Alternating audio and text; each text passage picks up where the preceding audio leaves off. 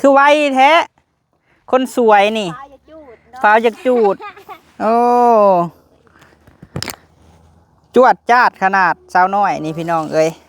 มาขออนุญาตหนีบไม้เด้อคุณพี่เด้อโดยเอาพี่น้องเอ้ยหยอกได้ตามสบายเราว่าบ่มีโผเราว่าบ่หยอกกันเนาะเอ้ยเนาะโดยเตานี่เห็นเตาใหญ่ได้พี่น้องเอ้ยเนาะได้อยู่ดอก40กระสอบรักษาให้กุ้มเด้อบัดนี้เด้อเตาก่อนหาลองพิษลองถึกเนาะดีใจบ่เอื้อยถามแน่ดีใจร้ายใช่คนน้องบอกนะแม่ดีนี่ยังนี่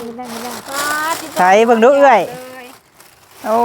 โธ่มียังแน่สุดเลยวันนี้เนาะคือซีดีมีคุกคุกมีหอนแนวแปรงฟันหัวเนาะ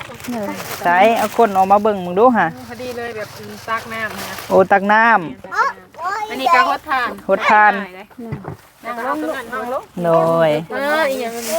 มีสินหมูน้ำ1 กิโลเห็ดแห้งไว้ให้ลูกด้วยเด้อเป็นอยู่บ่เห็ดแห้งนะเป็นแต่เอาออกมานี่บ่าวชื่อนี่มาให้โดย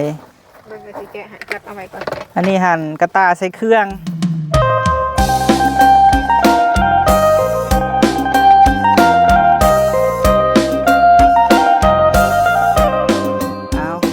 เนาะพบพ่อกับบ่าวพามีได้พี่น้องเด้อเนาะกับสบายดีสุขุสุคนพี่น้องไอ้สุหมองสุบอนเนาะพบพ่อกับบ่าวพามีได้พี่น้องเด้อเนาะเข้ามาหาเอ้ยน้อยคนสู่ชีวิตคือเก่าพี่น้องเอ้ยมื้อเช้านี่มาถ่ายเล่ายังบ่ได้ถมทานพี่น้องเอ้ยเข้ามาหอบแรงหั่นถมแล้วเนาะเอ้ยเนาะโดยสบายดีเด้อเอ้ยเด้อโดยคือไวแท้คนสวยนี่ฟ้าวอยากจูดโอ้จวดจาดขนาดสาวน้อยนี่พี่น้องเอ้ยมาขออนุญาตหนีบไม้เด้อคุณพี่เด้อโดยเอาพี่น้องเอ้ยหยอกได้ตามสบายเราว่าบ่มีโผเราว่าบ่หยอกกันเนาะเอ้ยเนาะโดยมือได้จูดนี่เอ้ยมื้อเช้าป้าผู้ได้ออกแบบใส่ถอควันให้นี่ไม่เท่าเลยเห็นร้านน้องสาวเพิ่นมาซอยบ่ลาตีค่ะโอ้เตานี่เห็นเตาใหญ่ได้พี่น้องเอ้ยเนาะได้อยู่ดอก40กระสอบรักษาให้กุ้มเด้อบัดนี้เด้อเตาก่อนหาลองพิษลองถึกเนาะดีใจบ่เอื้อยถามแน่ดีใจร้ายดีใจบ่โอ้เบิ่งถามก่อนตั้งแต่ฮู้จักกับน้องชายมื้อแรกฮอดมื้อนี้นี่เป็นเอาได้ความรู้สึกดีใจหลายดีใจหลายเจ้าเคยคิดอยู่บ่ว่ามาอยู่น้ำสาวทองแล้วสิได้พ่อกับเฮาบ่ได้คิดเลยว่าบ่ได้คิดเอาถามความรู้สึกก่อนระหว่างอยู่พุ่นกับอยู่พี่นี่ตัวได้มีความสุขอยู่พี่แล้วมีความสุขอยู่พี่มีความสุขโอ้อยู่อิสระเนาะเฮากะครอบครัวเฮาพี่น้องเอ้ยก็ดีแหละเอ้ยเฮาดีใจได้เขามาหาเจ้านี่คันเห็นมานี่มือใดกองพื้นยังคือเก่ามือใดกองพื้นยังคือเก่านี่เฮากะบ่ดีใจปานใดแล้วเนาะนี่มาเห็นกองพื้นนั่นแล้วแหละมื้ออื่นเตรียมจูดบ่มื้อเช้าจูดแต่เช้าแล้วเอาขี้เลื่อยบ่พอนี่เอาอยู่นี่บ่เอาน้ำเดียวกับลุงอันลูกเดียวก็บ่เท่าคู่ได้เด้เวลาเราค่อยๆแล้วก็เราก็เอาอันค่อยหั่นน่ะไผออกไอเดียคือคักแท้เอาเองโอ้เอ้ยมื้อนี้คือดีใจแปลกๆแท้มื้อนี้ค่ะดีใจหลายได้เตาถ่านกองใหญ่บ่ได้เตาถ่านกองใหญ่ดีใจแปลกๆเนาะเฮาแฮงบ่อยากให้คนที่เฮาซอยเรือนั่นละแบบบ่อยากให้เศร้าหั่นนะจึงให้ยิ้มเด้อกับเวลาไผมาถ่ายก็ให้ยิ้มให้หัวให้ถามเพิ่นคือว่าอะไรผ่านมาเราบ่เคยเข้ากล้องพี่น้องเอ้ยเราก็ย่านบ่เห็นเฮามื้อแรกค่ะฮะย่านอายอันนี้บ่ได้อายบ่เด้อนี่ค่ะลึงแล้วเนาะอายยังเฮ้ยเนาะซ้ำพี่ซ้ำน้องตัวเองเลยโดยป้ามีแนวมาให้ได้บัดนี้ค่ะป้าไปเอานำกันมาหาบ่มาล่าได้พี่น้องเอ้ย มีแนวมาให้เอื้อยเนาะ โดย คนขยันนี่ต้องได้รับการช่วยเหลือเข้ามา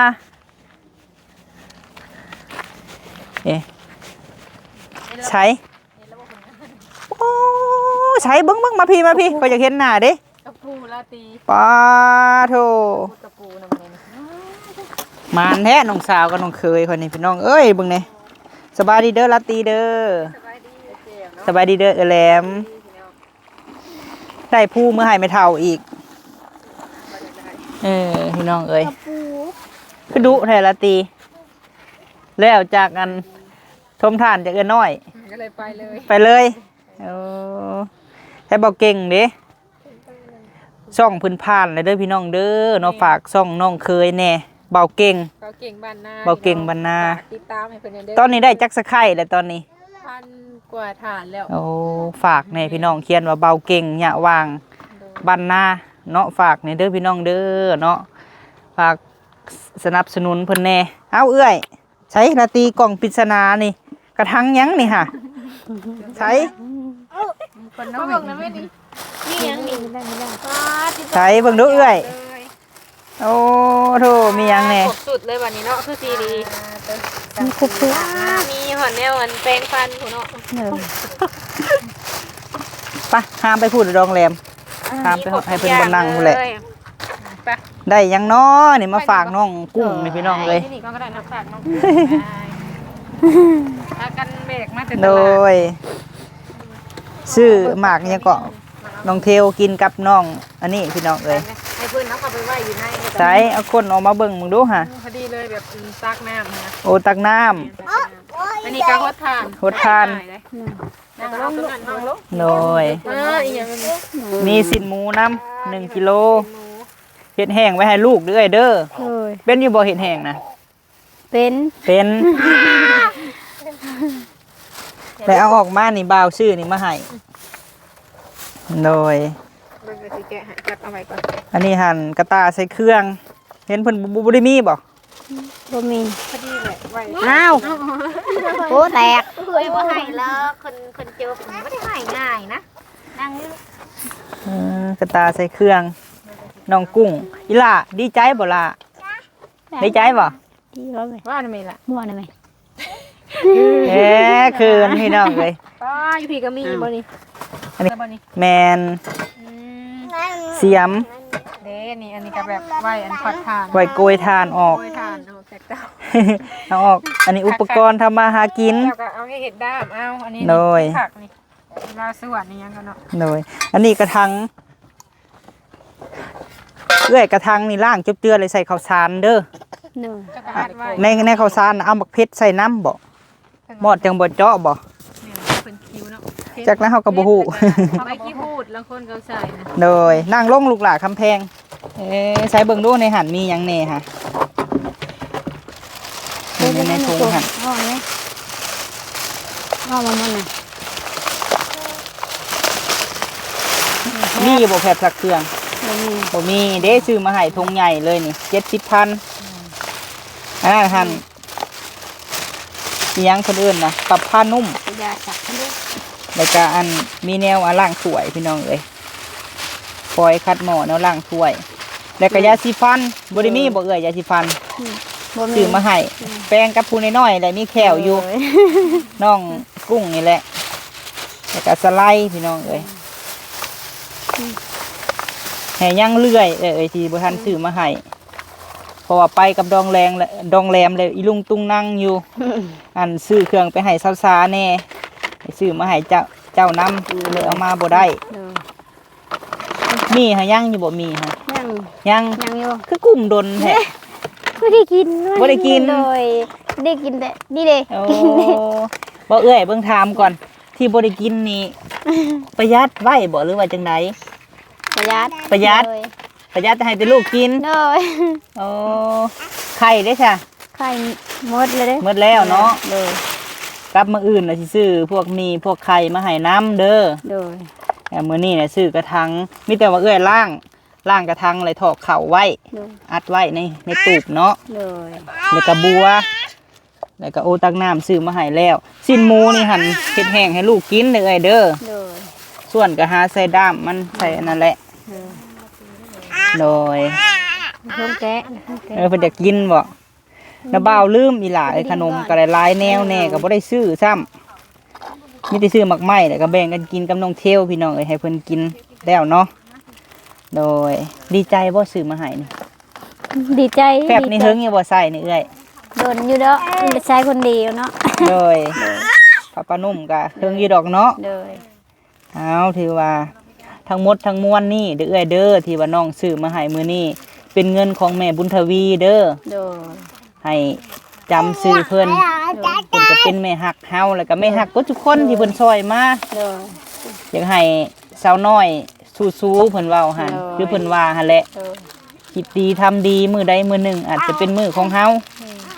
ความดีหาซื้อบ่ได้เอ้ยกันว่าคือสิ้นคือใครเนี่ยเฮายังว่าหาซื้อได้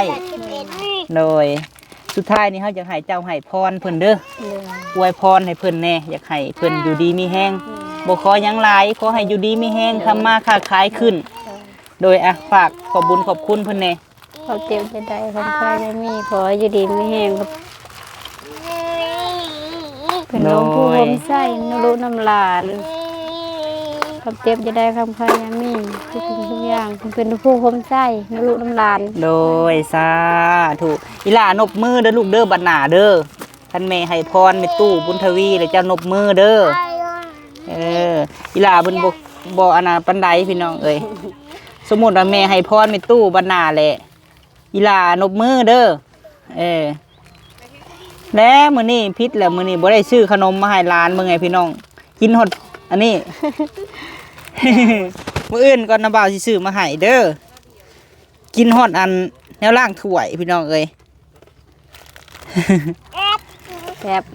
เอากลับปลาเด้อเด้อ โดย โดยเอาข้าวไว้เลยล่างเลยใส่ข้าวไว้ให้มันแห้งก่อนเด้อ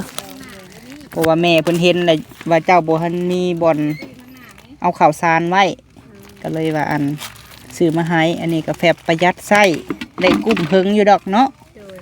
จักโตเสื้อผ้ามีตอนนี้ฮะฮอดบ่20โต ลายตัวแล้วเขามาให้เลย เขามาให้ภาษาละกะมาให้มื้อนั้นนี่ละกะแม่ร้านค้าอยู่บ้านธาตุนั่น เพิ่นเอาให้เอาบัดอีหล่านี่ได้สามีอยู่บ่เครื่องค่ะ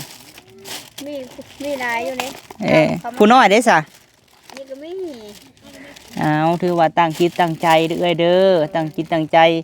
หาเลี้ยงลูกเฮ็ดทานมื้ออื่นนี่จูดเนาะมื้ออื่นเนาะ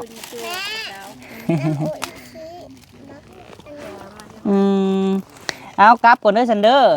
โดยสบายดีล่ะโดยสบายดีเอาพี่น้องเอ้ยย่างไปหาประตูคูณก่อนเนาะสักเล็กสักน้อยพี่น้องเอ้ยยินข่าวว่าเพิ่นตัดไม้ตัดเสาแล้วพี่น้องเอ้ยเอาจังใดผู้ใดอยากซอยเพิ่นมากก็ได้เด้อพี่น้องเด้อเนาะสังกะสีผู้แผ่น2แผ่นก็ตอนนี้ก็ยังบ่ทันมีงบพี่น้องเอ้ยเพราะว่าแม่ฮักตะกี้เนาะเพิ่นก็ว่าให้บ่พาปลูกพี่น้องเอ้ยเพราะว่าอันนั้นมันเก่าโพดผ้ากระจาดกับสังกะสีเนาะเพิ่นก็ยังอนาคตพี่น้องเอ้ยรอรุ่นไปซะก่อนเนาะพี่น้องเนาะหักสิได้แน่นอนดอกพี่น้องเอ้ยอันได้เสาแล้วนี่เนาะพ่อตู้เนาะได้เสาแล้วโดยสบายดีเด้อตู้เด้อโดยได้ยังกินมื้อนี้กบมื้อแล้วไอ้กบเอาพี่น้องเอ้ยต้มกบนี่เฮาสิบ่ได้ถ่ายใส่อันดอกประตูเอ้ยอันป้าไว้ก่อนก็ได้ประตูเพราะว่ามันผิดกฎโดยเบิ่งล้างมือก่อนค่ะ เราก็อยู่หั่นนี่ไปซะก่อนพี่น้องเอ้ยย่านแต่ไม่งอดกี่เคปแล้วเลื่อยมาหาเพิ่นพี่น้องเอ้ยได้เสาแล้วเนาะประตูเนาะป้าพาลูกไปเบิ่งในคันสมมุติว่าเฮาปลุกนี่เฮาสิปลุกซึ่งใดหั่นตู้โดยมาเฮาขอนิดไม้ก่อนโดยพูดแล้วจักเสานี่ค่ะประตูเก้าเสาเนาะในเก้าเสาละโอ้เจ้าสิได้ห่มแล้วประตูเอ้ยห่มใส่ห่มมันละเก้าเสาละเสาไม้นี่ละไม้กระดาวสร้างคือของสาเนาะโดยครบมันละเสามันโดยอดไปซะก่อนเด้อประตูเด้อบ่โดนดอกอดไปซะก่อนแล้วโดยโอ้คักแท้นี่เนาะบนจะปลุกนี่แปลงแล้วป้าพาลูกย่างไปเบิ่งแน่ แปลงแล้วแปลงแล้วแหละ ประตูนี่สิได้ห่มได้พี่น้องเอ้ย อยู่ห่มแล้วมัน ห่มไม่เปื่อยนี่แหละ ห่มไม่เปื่อย ว่างนี่แหละ คักแท้นี่เนาะ แปลงท่านแล้วคักนะ โดย แปลง เราได้ วางไปไว้ บนอยู่คักพี่น้องเอ้ยประตูคูณนี่ อยู่ห่มนี่แหละ ห่มไม้เนาะพอได้ห่มไม้พี่น้องเอ้ย ปลูกดอนนี่แหละ โดยแปลงท่านได้แล้ว แปลงบ่อนท่านแล้ว อืม แปลงมาพุ่นแล้ว โดยคักแล้วประตูเอ้ย เอามีแต่ว่าแวะเวียนมาไทยนั่นแหละเนาะหันฮอดมือฮอดยามลูกสิบอกเด้อประตูเด้อ โดย โดยไม่หันตัดมาแล้วเนาะ ท่านมาแล้วไหม ดีแล้วพอฮอดมือมันสมมุติเฮาเฮ็ดกระจับใส่เนาะมันก็สิสบาย กระดิ่งกระแปลงแล้วแปลงไว้ โดย ในแร่เสามันสิ ขอบใจหลายๆเนาะที่ซอยเวียกซอยงานทางเอื้อซาประตู โด เอ้ย ย แล้วก็ขี้เลื่อยกับเพิ่นใส่น้ำกันกับพวก ใช้น้ำกัน เอ้ยน้อยพี่น้องเอ้ย พ่อเก่าอยู่หั่นแหละ เพื่อประตูได้กองหนึงเอ้ยน้อยก็ควัดเบิดเนาะ ชอบมันท่านไม้ได้ เขาก็คัดมาแล้ว เปลี่ยนกันไปกันมา เป็นกันไปกันมาให้ก็ได้ โดยป้าประตูไปฝึกกันได้เนาะจ่ายเรียบร้อยบ่ค่าตู้พระพ่อเฒ่า เออ สบายดีเด้อแม่ตู้เด้อโดย ได้แล้วมันเอาน้ำ300,000 โอ้300,000โอ้ดีคือกันแม่ตู้เอ้ยเฮ็ดกินบ่เจ้าหะ โดยยันแต่ขี้เค็บเพราะว่ามันต่ำโพดประตูเอ้ย มันต่ำเลยบอน บัดนี้หารกลางเว้นเจ้าสินั่งก็บ่มีบัดนี้ บอนได้นั่งแล้วพุ่นแล้วไปพักอยู่แต่ห่มพุ่นแล้ว โดย พักอยู่ห่มพุ่นได้ห่มไม้พุ่นได้ เบิ่งแหน่พี่น้องเอ้ยหม้อแหกใส่กระโปรงเราน่ะก็บ่ได้มีได้เนาะ บ่แล้วบ่มี แต่ก็ เลย บาปลาวอยู่อันนี้ก็ได้พี่น้อง ต้อง เอ้ย จำพ่อชี้5ใบนี่นะ นี่แหละจักสิ ขออนุญาตให้เบิ่งคือเก่าได้พี่น้องเอ้ยเนาะ มัน ถ้าผู้ใดอยากซอยเพิ่นก็ได้เด้อพี่น้องเอ้ยก็เราก็โอ้ยเนาะเก็บเอาของพี่เกษาคือเก่า สมบัตินั้นดอกเก็บเก่ามาหั่น โดยหั่น บ่มี มันกับพี่น้องเอ้ยจักว่าเขาจูดขี้เหงื่อบ่ประ พอ ตู ได้ตักบ่แล้วของ ประตูเฮ็ดกินบ่มีฮอดหม้อบ่มีฮอดฟ้าบ่หม้อค่ะ บ่มีแล้วเพราะ เอ มัน อ เก็บเอาเนาะ เกี่ยวกับยามันดอกจันใด เคียงเครื่องก็บ่มีพี่น้องเอ้ย อันนี้ละกึดเอา โดยเนาะวันนี้หามาเฮ็ดทานเล่าก็ได้พี่น้องเอ้ย ให้ทาน อันน่ะหาแนวเฮ็ดอยู่ครัวกินบ่แม่นเฒ่า มาคิดมาเก้อนั่นคิดเก้อตึงโนอยู่หันอยู่โคตรเก่าหันน่ะมันสบายอยู่เย็นหันน่ะ เฮ็ดกินไปตู้เฮ็ดกิน ใส่หน่อยแท้เป็นนัวนี่สินัวอยู่บ่ หน่อยนะ นัวอยู่บ่ เห็น ต้มกบตัวหนึงป่นเพิ่นว่า ตัวหนึงป่นทงอาหารแต่ว่ามันได้2โต มันได้2ตัว โอ้ขุดได้ฮอดกบพุ่นเนาะ เธอได้ตะกะปูนี่แหละ โดย ได้กระปูน่ะ คันฝนตกก็บ่มีฮอดบ่อนนั่งบ่อนอยู่แล้วเนาะประตูเนาะ มันทันได้ตกดอกยามนี่ อันแรกยังว่า ทันตกดอก โอ้ย คนแนวเฮาก็บ่ฮู้ว่าเพิ่นสิตกมื้อใดเนาะ เห็นบ่บางใดมี หักกลางเว้นนี่คือสินั่งในตู้บ่ได้ดอก บ่ เนาะ ได้แล้วไปพักอยู่ หาอยู่แถวห่มแม่นบ่ พักอยู่ห่มพุ่นละ อ้าวพี่น้องเอ้ยระดมช่วยกันเด้อเนาะพี่น้องเอ้ยช่วยๆเพิ่นประตูแน่พี่ตนได้เฮ็ดจังใดเฮาแฮงอยากให้มีบ่อนอยู่บ่อนเช่าแม่ตู้เอ้ยแท้คุ้มเฮานี่เนาะภัยก็ได้ถือว่าบรรเทาทุกข์นี่ซับเอื้อน้อยนี่ก็โอเคได้พี่น้องซับเอื้อน้อยเช้าๆนี่บ่อนอยู่บ่อนเช่านี่บรรเทาทุกข์ไปซะก่อนเนาะ โดยพอได้หาอยู่หากินก็ใครแน่นอนก็แหละอันนี้รถฝนตกก็ได้ยินหดเสียงอันนั้นแม่นบ่ อยู่ตกเสียพยางไฟยาง ก็ว่าบางใดว่ามันสิ ล่ม เออ นี่ใครได้บ่ล่มพ่ออยู่ก็ล่มแล้วล่ะ ล่มพัด โดยขออนุญาตแล้วตู้เด้อ พยางคาดแล้ว ขาดเบิดแล้วเนาะ ทั้งนั้นมันเปิ้ไม้ได้เหมือนก็มันคาด ว่า โดย ไม้เกาะแล้วล่ะคาด เนาะมันปิ้วแห้งเด้ มันผิวแห้งมันบ่ล่มได้สิสบายเท่า ผู้ นั้น บ่ฮู้นี่ว่าไว้เข้ากลางยางยังเด้นี่แหละนี่เนาะ เขาบ่จักแล้ว คนมาเขาเบิ่งเขาก็ โดยอ้าวประตูเอ้ยจังไดก็มีแต่ว่าแนวนั้นเด้อตู้เด้อ โดย โดยอยู่ดีมีแห้งประตูเอ้ยสบายดีเด้อ โดยเอาพี่น้องเอ้ย กะซอยๆกันเด้อพี่น้องเด้อเนาะอย่างไรก็ได้ให้เพิ่นมีบนอยู่บนเศร้าทายก็น้อยแล้วก็มาแวะหาประตูค่ำประตูคูณเลยพี่น้องเอ้ยโดยไปขอบุญขอบคุณเนาะที่ว่าสดซอยน้อยเข้ามาพี่น้องเอ้ยก็ขอบุญขอบคุณทางแม่บุญทวีเนาะแม่เอ้ยให้เจ้าอยู่ดีมีแฮงพบพ่อแต่สิ่งดีๆเข้ามาเด้อแม่เอ้ยทำมาค้าขายลูกหลานแม่เฮ็ดธุรกิจการงานเนาะก็ให้ราบรื่นแม่ก็ให้อยู่ดีมีแฮงสิฮอดปีใหม่ได้2026เนาะก็ขอให้พบเจอแต่สิ่งดีๆเด้อแม่เอ้ยให้เป็นนมโพห่มไส้ให้ลูกให้หลานตลอดปีตลอดไปเนาะนบใส่เก้าเท่าใส่หัวบุญคุณของแม่ที่สดซอยพวกลูกแล้วก็ให้พวกลูกเป็นสะพานบุญให้เนาะให้อยู่ดีมีแห้งแม่เอ้ยพบพ่อแต่สิ่งดีๆแล้วก็ผู้ใหญ่ใจดีใจบุญสุขุสุขคนเนาะพร้อมด้วยแม่รัดแม่เรื่องหั่นแหละเนาะเพิ่นก็ให้บ่าวพะมีเขามาถ่ายครอบครัวประตูคูณพี่น้องเอ้ยโดยไปพบพ่อคลิปหน้าเนาะสำหรับคลิปนี้ไปเลยเด้อพี่น้องเด้อเนาะสบายดี